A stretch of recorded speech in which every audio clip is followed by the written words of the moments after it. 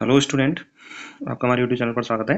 दोस्तों, आज हम आरपीएससी जो फर्स्ट ईयर हिस्ट्री का जो सेकंड पार्ट है उसका एक टॉपिक है भारतीय स्वतंत्रता संग्राम 1885 से लेके और 1919 तक के जो समय है उस टॉपिक से अपन चर्चा करेंगे और एक आइडिया से समझेंगे हम कि उन इस दौरान भारतीय स्वतंत्रता संग्राम में क्या क्या घटनाक्रम हुए और कौन कौन सी चीज़ें इंपॉर्टेंट हैं जो परीक्षा की दृष्टि से और जो पेपर में आ सकती हैं। तो जितने भी स्टूडेंट हिस्ट्री सब्जेक्ट से तैयारी कर रहे हैं वो इस चैनल को जरूर सब्सक्राइब करें।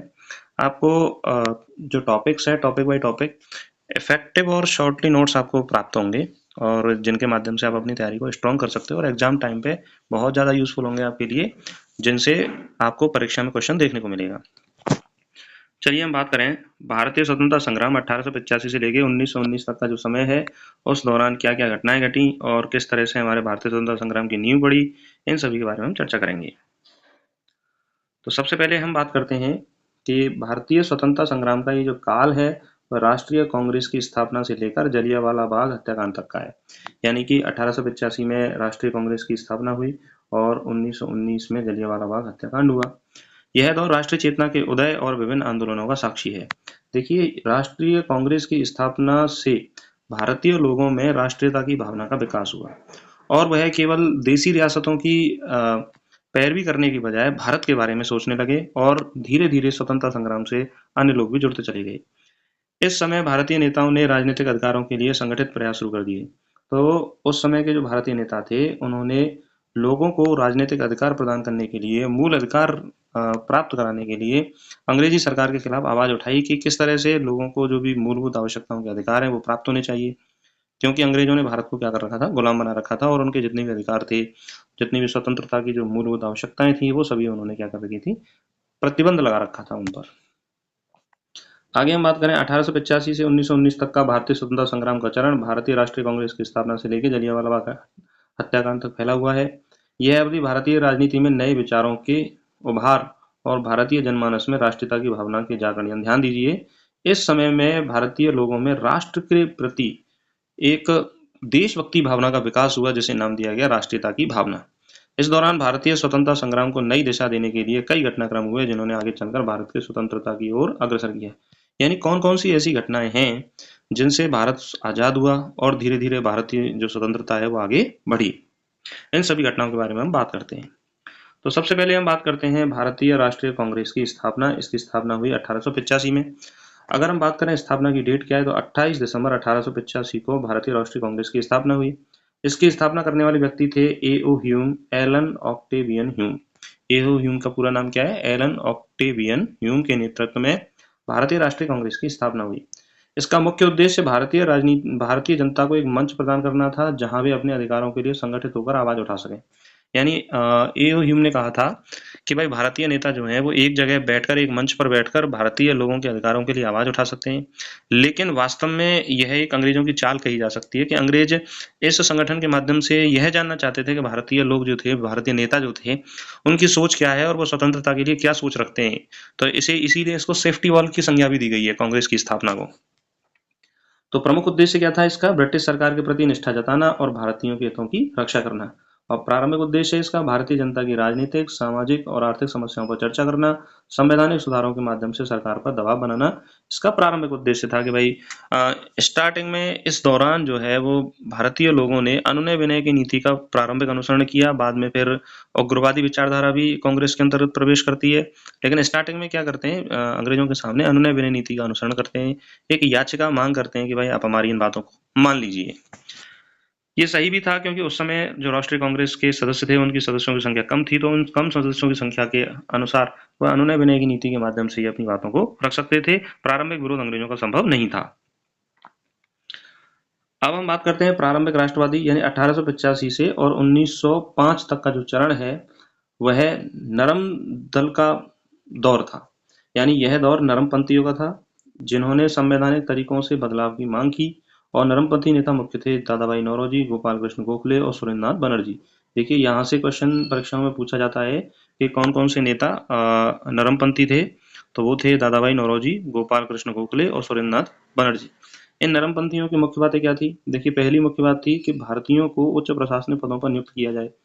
अंग्रेजों ने एक व्यवस्था बना रखी थी कि उच्च पदों पे तो अंग्रेज रहते थे और निम्नतम पदों पर क्लरिकल ग्रेड थी या निम्नतम पदों थे या सिपाही ग्रेड थी, उन पर भारतीयों को रखते थे। अंग्रेज लोगों को जो पैसे थे, वेतन था, वो ज़्यादा मिलता था, भारतीय लोगों को वेतन कम मिलता था। तो इन्होंने यह रणनीति अपनाई कि भाई स्टार्टिंग में हम ये मांग रखते हैं कि जो उच्च प्रशासनिक पद हैं वहाँ पर आईसीएस परीक्षा यानी इंडियन सिविल सर्विसेज जो परीक्षा थी उसमें भारतीय लोगों को भी अवसर प्रदान किया जाए और प्रारंभिक रूप से भारत में स्वशासन की स्थापना हो। स्वशासन का अर्थ ये होता है कि भाई भारतीय लोग ये चाहते थे कि विदेशी मामलों में, रक्षा के मामलों में अंग्रेजी सरकार निर्णय ले, लेकिन भारतीय जो घरेलू मामले थे, स्वशासन के मामले थे, उसमें भारतीय लोगों को निर्णय लेने की स्वतंत्रता हो। कर व्यवस्था में सुधार करने की मांग की गई। कर व्यवस्था में सुधार करने की मांग की गई कि भाई भारतीय लोगों से जो टैक्स है वो मानकों के अनुसार नहीं लिया जा रहा है, गलत तरीके से जो टैक्स लिया जा रहा है उसमें सुधार किया जाए और जो कर व्यवस्था है उसको व्यवस्थित रूप से सुधारा जाए। आगे हम बात करें कि प्रारंभिक जो चरण है, प्रथम चरण है, उस प्रथम चरण में 1885 से और 1905 के जो पहले चरण में प्रमुख नेता कौन कौन से थे? प्रमुख नेता थे दादा भाई नौरोजी। इन्होंने ड्रेन थ्योरी दी थी। ड्रेन थ्योरी का मतलब है कि इन्होंने धन निष्कासन का सिद्धांत दिया था।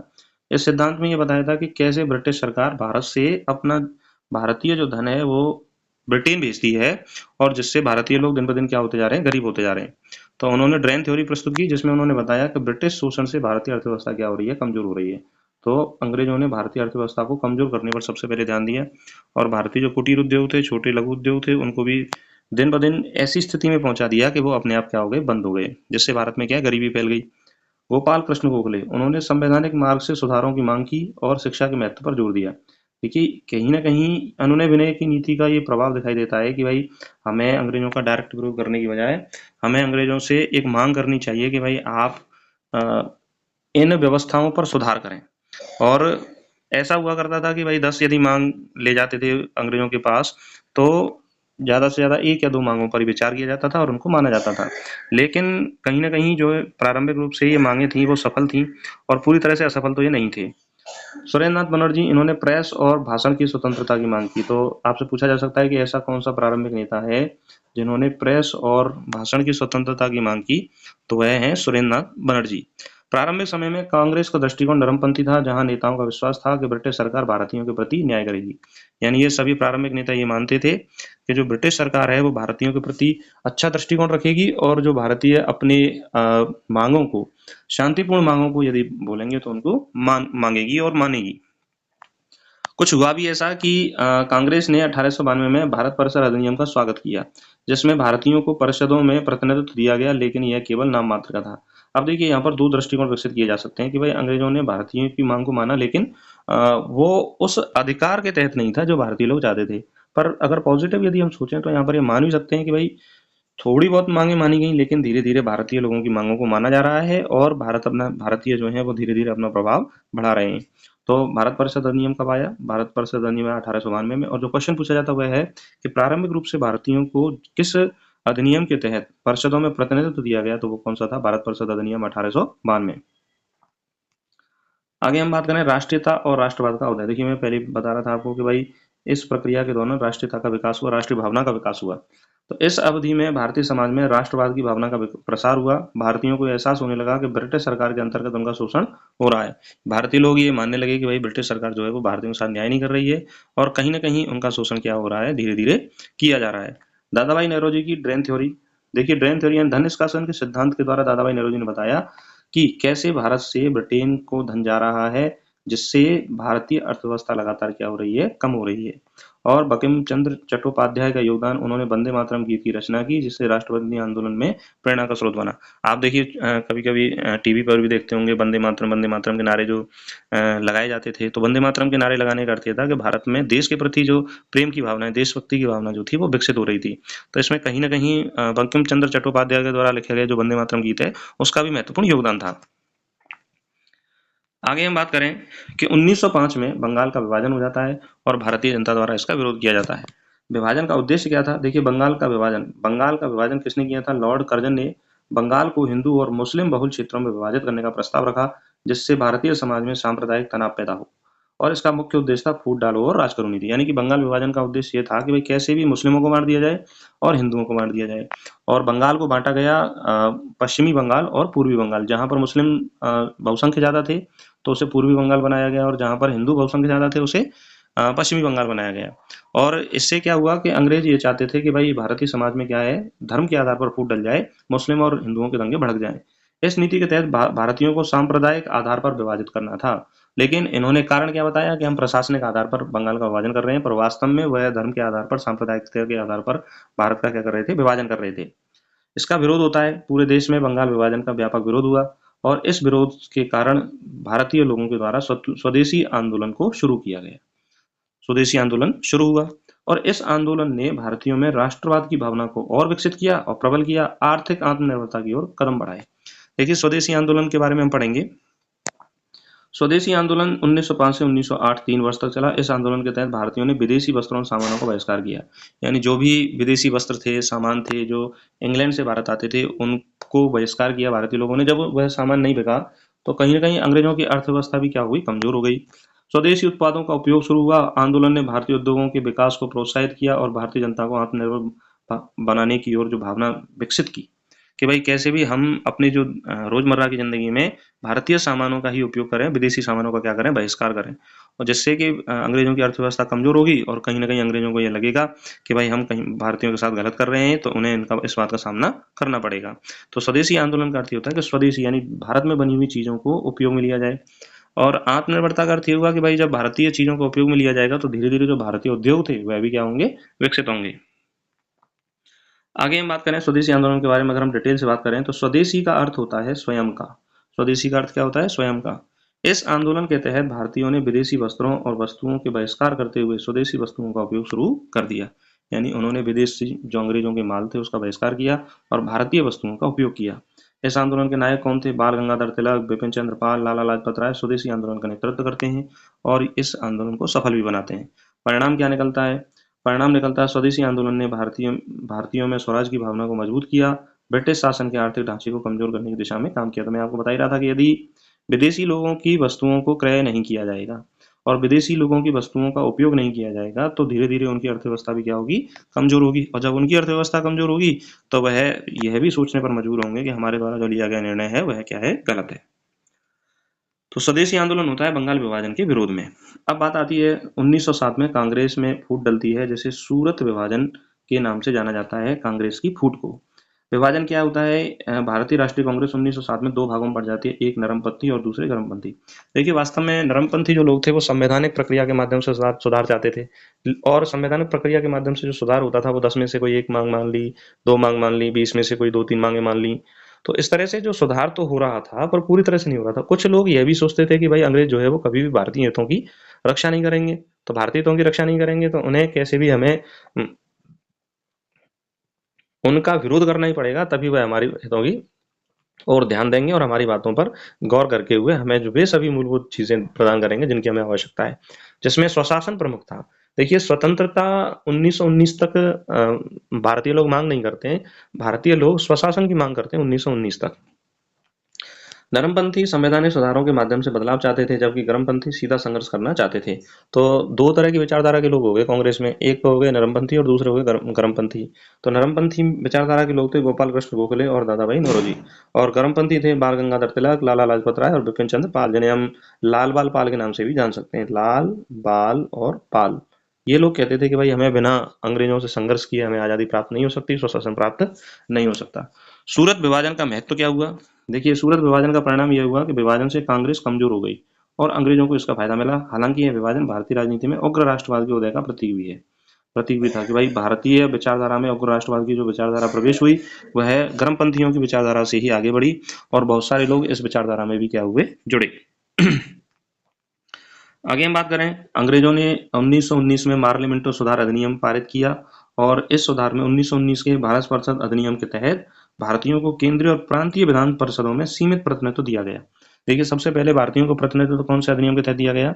1892 के अधिनियम के तहत दिया गया। और केंद्रीय और प्रांतीय विधान परिषदों में जो थोड़ा बहुत प्रतिनिधित्व दिया गया है वो कौन से सुधार के अंतर्गत, मार्ले मिंटो सुधार के अंदर, क्योंकि भारतीय लोग लगातार मांग करते आ रहे थे कि हमें संवैधानिक पदों पर भी नियुक्त किया जाए, तो उसको देखते हुए मार्ले मिंटो सुधार आया 1909 में, और केंद्रीय और प्रांतीय परिषदों में भी भारतीय लोगों को प्रतिनिधित्व मिला। अल्पसंख्यकों के लिए क्या हुआ, इस अधिनियम ने पहली बार मुस्लिमों के लिए पृथक निर्वाचन मंडलों की स्थापना की। देखिए यहाँ भी अंग्रेजों ने फूट डालो राज करो की नीति का अनुसरण किया, जिससे भारतीय राजनीति में सांप्रदायिकता का प्रवेश हुआ। यानी मुस्लिमों को ये बताया कि भाई जहाँ से मुस्लिम खड़ा होगा वहाँ केवल मुस्लिम वोट दे सकते हैं, और जहाँ से हिंदू बहुल सीट है तो वहाँ से केवल हिंदू वोट दे सकते हैं। तो किसी को तो वोट देने का अधिकार दिया और किसी से वोट लेने का अधिकार छीन लिया। तो लोगों के मन में इसका प्रभाव ये हुआ कि लोगों के मन में एक दूसरे के प्रति विरोधी भावना हो गई। तो हिंदू मुसलमान से जलने लगा और मुस्लिम हिंदू से जलने लगा, और यही अंग्रेज चाहते थे कि सांप्रदायिक राजनीति करना चाहते थे, धर्म के आधार पर बंटवारा चाहते थे, और इसी नीति को उनको क्या कहा जा सकता है, फूट डालो राज करो की नीति।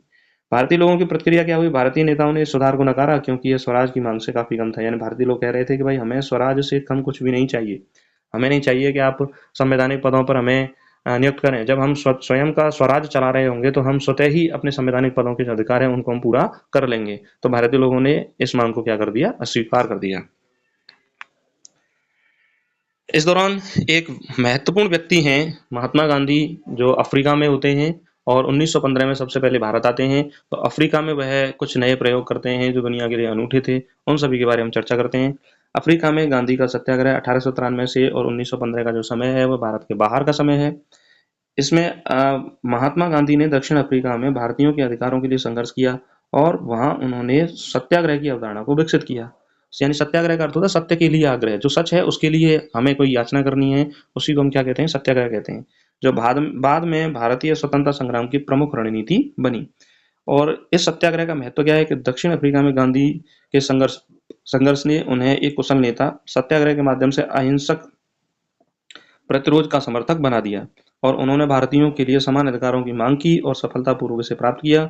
यह भारत के स्वतंत्रता आंदोलन की तैयारी में महत्वपूर्ण भूमिका निभाता है। यानी महात्मा गांधी जी के प्रवेश तक जो भारतीय स्वतंत्रता आंदोलन है, जो बहुत कम जनमानस तक पहुंचा था, महात्मा गांधी जैसे ही प्रविष्ट होते हैं तो बहुत हद तक वह जनमानस में पहुंच जाता है, और अंग्रेजी सरकार को भारतीय लोगों का बहुत अधिक विरोध देखना पड़ता है।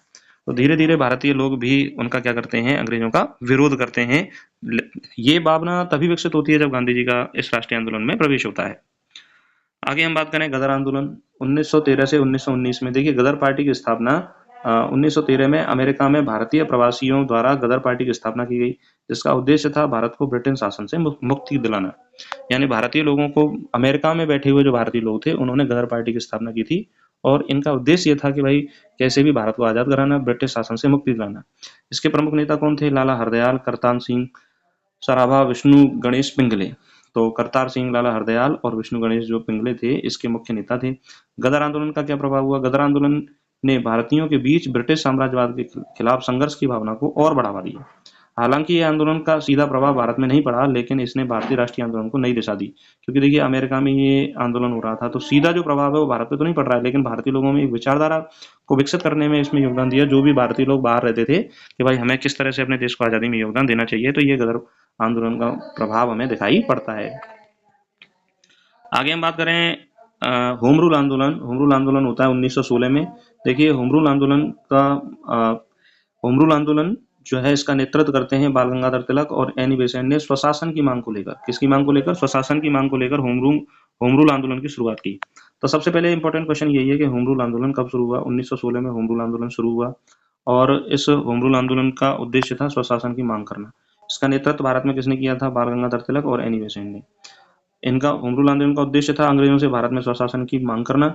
और तिलक और एनी बेसेंट का होम रूल आंदोलन में क्या योगदान है, तिलक ने महाराष्ट्र, कर्नाटक और मध्य भारत में इस आंदोलन का नेतृत्व किया। ये पूछा जाता है क्वेश्चन कि तिलक ने होम रूल आंदोलन का नेतृत्व कहाँ कहाँ किया था। तिलक ने महाराष्ट्र में, कर्नाटक में और मध्य भारत में होम रूल आंदोलन का नेतृत्व किया। एनी बेसेंट ने मद्रास में इस आंदोलन का नेतृत्व किया और ब्रिटिश सरकार के खिलाफ व्यापक जन समर्थन जुटाया। तो एनी बेसेंट ने कहाँ पर, दक्षिण भारत के मद्रास में इस आंदोलन का नेतृत्व किया, और ब्रिटिश जो सरकार थी उसके प्रति जनमानस था उसको सचेत किया कि भाई किस तरह से ब्रिटिश लोग जो है वो हमारे ऊपर राज कर रहे हैं। इसका महत्व क्या था, होम रूल आंदोलन ने जनमानस में राजनीतिक जागरूकता फैलाई और कांग्रेस के दोनों दलों को फिर से एकजुट करने में सफल रहा। यानी कि जो गर्म दल थे, नरम दल थे, उनको एक किया, और जो मुस्लिम लीग थी और जो कांग्रेस के लोग थे उनको भी क्या है एकजुट करने में क्या किया था, महत्वपूर्ण योगदान किया।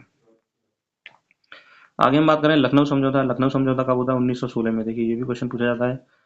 इस समझौते में क्या हुआ, कांग्रेस और मुस्लिम लीग के बीच लखनऊ समझौता होता है, जिसमें दोनों ने संयुक्त रूप से संवैधानिक सुधारों की मांग की।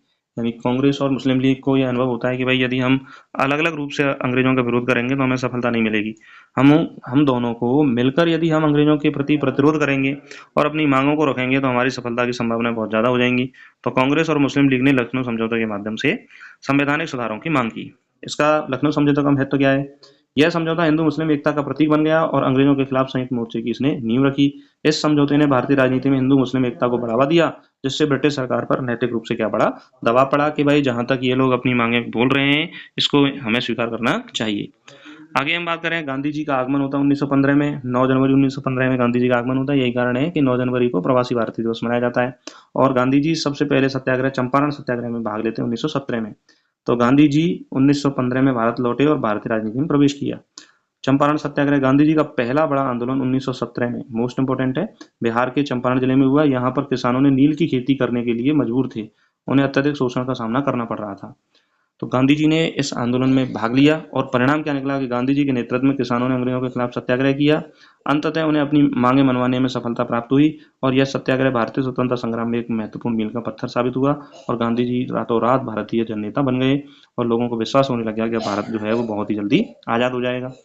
इस आंदोलन का महत्व क्या है? चंपारण सत्याग्रह को ने गांधी को भारतीय जनता के नेता के रूप में उभारा और सत्याग्रह को स्वतंत्रता संग्राम की महत्वपूर्ण रणनीति बना दिया। चंपारण सत्याग्रह ने गांधी को भारतीय जनता के नेता रूप में उभारा, बिल्कुल सही बात है। और सत्याग्रह को स्वतंत्रता संग्राम की महत्वपूर्ण रणनीति इसलिए बना दी है क्योंकि अब यदि हमें कोई अंग्रेजों से बात मनवानी है तो अनुनय विनय की नीति या सत्याग्रह के माध्यम से हम यदि बातों को मनवा सकते हैं। यानी सत्याग्रह का अर्थ हुआ सत्य के प्रति आग्रह, और वह आंदोलन जो है, बहुत सारे आंदोलन आगे भी चलते रहते हैं जिनके माध्यम से अंग्रेज जो है उनको झुकना पड़ता है। कुछ बातों को माना जाता है, कुछ को नहीं माना जाता। ये सारी प्रक्रियाएं लगातार चलती रहती हैं। सत्याग्रह आंदोलन के बाद गांधी जी 1918 में खेड़ा सत्याग्रह करते हैं। खेड़ा सत्याग्रह का कारण क्या था कि गुजरात के खेड़ा जिले में भारी वर्षा और सूखे के कारण फसलें नष्ट हो गई थीं, लेकिन अंग्रेजों ने करों में, टैक्स में कोई रियायत नहीं दी थी। टैक्स में क्या है, कोई भी छूट नहीं दी थी। और इसका नेतृत्व किसने किया? खेड़ा सत्याग्रह का महात्मा गांधी और सरदार वल्लभ भाई पटेल ने इस आंदोलन का नेतृत्व किया था। परिणाम क्या निकला? खेड़ा सत्याग्रह के माध्यम से करों में रियायत मिली और यह आंदोलन के अधिकारों के लिए लड़ने का प्रतीक बन गया। यानी खेड़ा सत्याग्रह जो था उनको टैक्स में छूट मिली और ये खेड़ा सत्याग्रह से ये सिद्ध हो गया कि भाई सत्याग्रह के माध्यम से यदि हम अंग्रेजों के सामने कोई बात रखेंगे तो वह बात हमारी जो है वो लगातार सुनी जाएगी और मानी जाएगी। फिर उसके बाद आंदोलन होता है अहमदाबाद मिल मजदूर हड़ताल का आंदोलन होता है 1918 में। इसका कारण क्या था कि अहमदाबाद के कपड़ा मिल मजदूरों को कम वेतन मिलता था और कठिन परिस्थितियों में उनको कार्य करना पड़ रहा था। तो गांधी जी का इसमें दखल होता है। गांधी जी इस आंदोलन का नेतृत्व करते हैं। गांधी जी ने मजदूरों का नेतृत्व किया और उन्होंने भूख हड़ताल की क्या कर दी, घोषणा कर दी। परिणाम क्या हुआ कि मजदूरों की मांगे मानी गई और यह संघर्ष श्रमिक अधिकारों की दिशा में एक महत्वपूर्ण कदम साबित हुआ। तो गांधी जी ने पहला चंपारण सत्याग्रह किया, दूसरा खेड़ा सत्याग्रह किया और तीसरा अहमदाबाद मिल मजदूर जो हड़ताल है 1918 में यह की। और इन तीनों में ही गांधी जी ने उचित सफलता प्राप्त की, जिससे कि संपूर्ण भारत में गांधी जी बहुत ज्यादा प्रसिद्ध हो गए और गांधी जी ने जनमानस में भी राष्ट्रीयता की भावना को विकसित करने में महत्वपूर्ण योगदान दिया। फिर 1917 में मॉन्टेग्यू घोषणा होती है। मॉन्टेग्यू घोषणा क्या थी? ब्रिटिश सरकार के सचिव एडविन मॉन्टेग्यू ने भारत में क्रमिक स्वशासन की घोषणा की। क्रमिक स्वशासन का अर्थ है कि भाई हम जो आप स्वशासन मांग रहे हो, भारतीय नेताओं से उन्होंने कहा, तो हम स्वशासन तो देंगे लेकिन धीरे धीरे देंगे। हमें ये विश्वास है कि आप अच्छी तरह से जो प्रशासन है अच्छी तरह से संचालित नहीं कर पाओगे, आपको हम प्रशासन देंगे लेकिन धीरे धीरे देंगे। मॉन्टेग्यू घोषणा में ये कहा गया। लेकिन भारतीय नेताओं ने इस घोषणा का शुरुआत किया, लेकिन इसके बाद आने वाले सुधारों को अपर्याप्त माना कि भाई आप पूरी तरह से हमें स्वशासन देना नहीं चाहते। पर कहीं न कहीं भारतीय जो आंदोलन थे वह इस दिशा की ओर अग्रसर हो रहे थे कि भारतीय लोग स्वशासन को प्राप्त कर सकें। इसका महत्व क्या है? इस घोषणा ने भारतीय जनता में स्वशासन की आशा जगाई, लेकिन यह घोषणा पर्याप्त नहीं मानी गई। फिर अब आता है रॉलेट एक्ट। रॉलेट एक्ट क्या था? 1919 में रॉलेट एक्ट आया। रॉलेट एक्ट के तहत ब्रिटिश सरकार को बिना किसी मुकदमे के किसी भी व्यक्ति को गिरफ्तार करने और नजरबंद रखने का अधिकार मिला। यानी रॉलेट एक्ट के तहत ब्रिटिश सरकार किसी भी व्यक्ति को गिरफ्तार कर सकती थी। इस एक्ट को बिना वकील, बिना अपील और बिना दलील का एक्ट कहा गया, अधिनियम कहा गया। इसका प्रतिक्रिया क्या हुई? महात्मा गांधी के नेतृत्व में इस अधिनियम के खिलाफ पूरे देश में विरोध हुआ, जिसे रॉलेट सत्याग्रह कहा गया। क्या नाम दिया गया? रॉलेट सत्याग्रह को कहा गया। 1919 के सत्याग्रह को, और महात्मा गांधी ने इस नियम को लौटाने के लिए अंग्रेजी सरकार पर दबाव डाला और कहा कि यदि आप इसको नहीं लौटाएंगे तो हम रॉलेट सत्याग्रह करेंगे। इसका महत्व क्या है रॉलेट सत्याग्रह का? इस कानून ने भारतीयों में ब्रिटिश सरकार के प्रति गहरा आक्रोश पैदा किया और राष्ट्रव्यापी आंदोलन की चिंगारी बन गया। फिर एक महत्वपूर्ण घटना होती है भारतीय इतिहास में, जलियांवाला हत्याकांड 1919 में। 13 अप्रैल 1919 को वैसाखी के दिन अमृतसर के जलियांवाला बाग में हजारों निर्दोष लोगों को एक शांतिपूर्ण सभा के लिए इकट्ठा हुए जनरल डायर ने बिना किसी चेतावनी के उन पर गोली चलाने का आदेश दे दिया, जिसमें सैकड़ों लोग क्या हो जाते हैं, मारे जाते हैं। और इसकी प्रतिक्रिया क्या होती है? इस हत्याकांड ने देश भर में ब्रिटिश शासन के खिलाफ आक्रोश फैला दिया और यह घटना भारतीय स्वतंत्रता संग्राम के निर्णायक मोड़ बनी। देखिए 13 अप्रैल 1919 को जो जलियांवाला बाग है वहां पर डॉक्टर सतपाल और सैफुद्दीन किचलू के समर्थन में एक जनसभा होती है, जिसमें जनरल डायर है वो हजारों निर्दोष लोगों पर गोलियां चलवा देता है। इससे भारतीय नेताओं में और भारतीय लोगों में इतना अंग्रेजों के प्रति गहरा संतोष पैदा हो जाता है कि भाई अंग्रेज जो है वो हमारी सीधी मांगों को, सीधे अनशन को, सीधे सत्याग्रह को ये नहीं मानेंगे। कहीं ना कहीं हमें सशस्त्र क्रांति की ओर आगे बढ़ना पड़ेगा और बाद में हमें बहुत सारी ऐसी घटनाएं हैं जो सशस्त्र क्रांति की हैं देखने को मिलती हैं। इसका महत्व क्या था? जलियांवाला बाग हत्याकांड भारतीय स्वतंत्रता संग्राम का निर्णायक मोड़ साबित हुआ। इसके बाद गांधी जी ने असहयोग आंदोलन की क्या की? शुरुआत की। तो असहयोग आंदोलन जो था वो जलियांवाला हत्याकांड के प्रतिरोध का परिणाम ही था, असहयोग आंदोलन। और रॉलेट एक्ट के विरोध में उन्होंने कौन सा सत्याग्रह किया? रॉलेट सत्याग्रह गांधी जी ने किया। अगर हम इस संपूर्ण जो घटनाक्रम है उसका निष्कर्ष निकालें तो निष्कर्ष के रूप में हम कह सकते हैं कि 1885 से 1919 के बीच भारतीय स्वतंत्रता संग्राम ने राजनीतिक चेतना, जन जागरण, ब्रिटिश सरकार के प्रति विरोध की नींव रखी और इस कालखंड में भारतीय राष्ट्रीय आंदोलन का स्वरूप बदल गया, जिसमें शांतिपूर्ण विरोध, स्वराज की मांग प्रमुख बन गई। और जलियांवाला बाग हत्याकांड के बाद भारतीय राष्ट्रीय आंदोलन एक नए मोड़ पर पहुंच गया, जिससे स्वतंत्रता संग्राम का अगला चरण कहा जाता है और यह जो अगला चरण है वो और अधिक तीव्र होता है। तो स्वतंत्रता संग्राम के 3 प्रमुख चरण होते हैं। एक तो पहला चरण है जो 1885 से 1919 तक का है, और दूसरा चरण 1919 के बाद प्रारंभ होता है जो सशस्त्र क्रांति की ओर आगे बढ़ते हैं, और तीसरे चरण में भारतीय जो है वो पूरी तरह से स्वतंत्रता को प्राप्त कर लेते हैं। तो इस तरह से भारतीय लोगों को क्या मिलती है? स्वतंत्रता मिलती है। अब देखिए एक अच्छी कोट के साथ हम इस सेशन को समाप्त करते हैं। अच्छी पंक्तियां क्या हैं उनके बारे में आप विचार करिए और सोचिए कि भाई हम किस तरह से अपनी सफलता को प्राप्त कर सकते हैं। कि राह संघर्ष की जो चलता है वही संसार को बदलता है, जिसने रातों में जंग जीती है सूर्य बनकर वही निकलता है। तो जब तक आप लगातार मेहनत करते रहोगे निश्चित रूप से आप अपनी सफलता को प्राप्त करोगे, और यदि आप मेहनत ही नहीं करोगे तो अपनी सफलता को प्राप्त नहीं करोगे। तो आशा करता हूँ कि आपको ये जो क्लास है उससे एक आइडिया लगा होगा कि किस तरह से भारतीय स्वतंत्रता संग्राम का जो है चरण है वह धीरे धीरे घटित होते हैं और हम अपनी स्वतंत्रता को किस तरह से प्राप्त करने की ओर अग्रसर होते हैं। तो आपको ये क्लास कैसी लगी कमेंट करके जरूर बताएं, और ST सब्जेक्ट से तैयारी करने के लिए जो भी स्टूडेंट इस चैनल पर पहली बार हैं इस चैनल को जरूर सब्सक्राइब करें। और जो भी कुछ घटनाक्रम हैं जो रह गए हैं और जो सत्याग्रह हैं इनके बारे में हम अलग से क्लासेस लेके आएंगे, जैसे चंपारण है, खेड़ा सत्याग्रह है, कामाघाटा मारू प्रकरण है, गदर पार्टियां हैं। तो एक ही उसमें एक लंबा वो क्लासेज हो जाती। अब इस क्लास के माध्यम से हमने एक आइडियोलॉजी विकसित की है कि भाई इस आइडियोलॉजी के माध्यम से हम ये समझ सकते हैं कि भाई किस तरह से हम अपनी स्वतंत्रता की ओर क्या हुए, अग्रसर हुए। तो इसी के साथ हम इस क्लास को समाप्त करते हैं। नमस्कार, धन्यवाद।